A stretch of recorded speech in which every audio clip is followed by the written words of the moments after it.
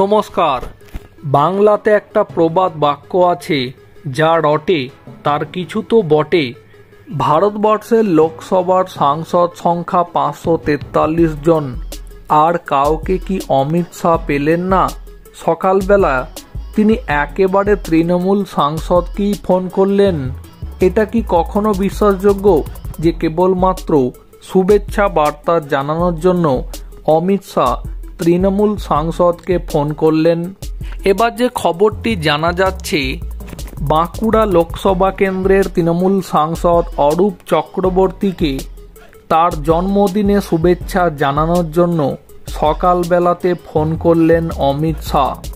এই খবরটি সামনে আসার পরই যখন বিষয়টি নিয়ে বাঁকুড়া লোকসভা কেন্দ্রের তৃণমূল সাংসদ অরূপ চক্রবর্তীকে প্রশ্ন করা হয়, তিনি তখন জানান, তখন সকাল 8টা বাজে, আমি তখনও ঘুম থেকে উঠিনি। দেখি দিল্লি থেকে ফোন এসেছে। ফোনের ওপার থেকে বলা হয় স্বরাষ্ট্রমন্ত্রী কথা বলবেন।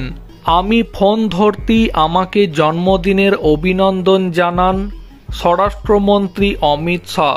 প্রত্যুত্তরে আমি তাকে নমস্কার জানিয়ে বলেছি, আমার মন ভালো নেই। লাগাতার বৃষ্টিতে বাঁকুড়ার বহু বাড়ি ভেঙে গিয়েছে। দ্রুত আবাস প্রকল্পের বকেয়া টাকা মিটিয়ে দিন। জবাবে স্বরাষ্ট্রমন্ত্রী হেসে বলেন, সে দেখা যাবে। এখন এই খবরটির পরে আপনাদের কি মনে হয়?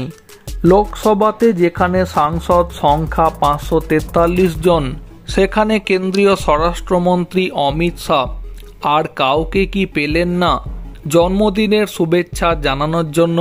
কেবলমাত্র এই দিন বাঁকুড়া লোকসভা কেন্দ্রের তৃণমূল সাংসদ অরূপ চক্রবর্তীকে তাঁর জন্মদিনের শুভেচ্ছা জানানোর জন্য তাকে ফোন করলেন। শুধুমাত্র এটাই কি কারণ, নাকি এর পেছনে লুকিয়ে আছে অন্য কোনো অজানা কারণ? প্রিয় দর্শক বন্ধু, এই খবরটির বিষয়ে আপনাদের কি মতামত থাকছে? অবশ্যই আপনাদের মতামত কমেন্টে জানাবেন। ভিডিওটিকে সম্পূর্ণ করে দেখার জন্য অসংখ্য ধন্যবাদ।